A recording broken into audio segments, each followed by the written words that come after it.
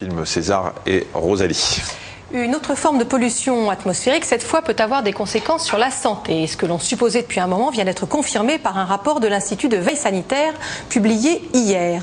L'étude menée dans 8 villes en France a mis en évidence le lien entre l'augmentation du niveau de pollution et la hausse du nombre de personnes admises à l'hôpital pour des problèmes cardiovasculaires et respiratoires. C'est le cas des particules fines émises principalement par les moteurs diesel et du dioxyde d'azote qui provient de la combustion des carburants, deux polluants qui augmentent les hospitalisations pour les angines de poitrine et les infarctus. Quant à l'ozone, dont la concentration s'élève particulièrement quand il fait chaud, elle augmente les admissions à l'hôpital pour des problèmes respiratoires. En moralité, il vaut mieux vivre à la campagne et ne pas fumer.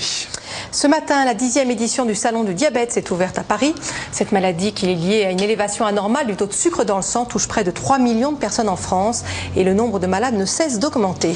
Et si on parle souvent des complications graves du diabète, comme les atteintes des yeux ou des pieds, il existe une autre complication moins connue mais qui peut aussi empoisonner la vie des diabétiques, les problèmes de dents et de gencives. Les explications d'Yanna Rapuche et Mathieu Auville.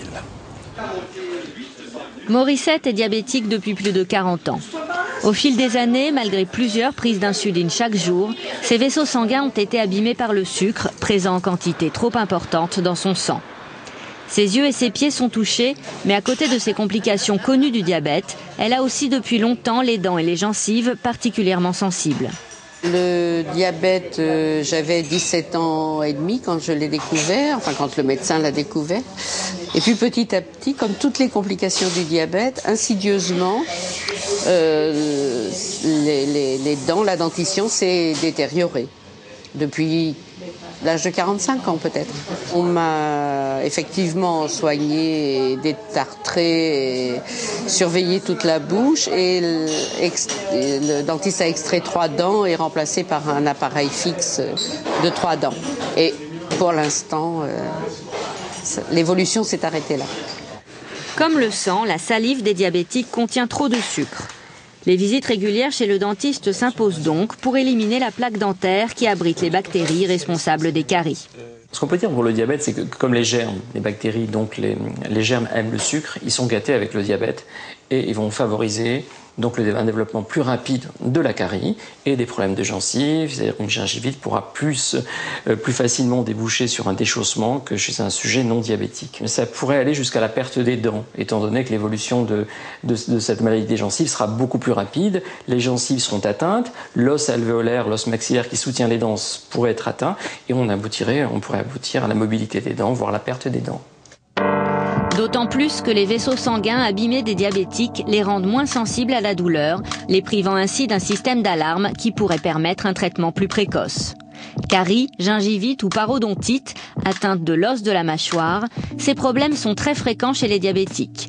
Mais les spécialistes n'ont pas toujours fait le rapprochement. La prise en charge des dents chez le diabétique est assez récente.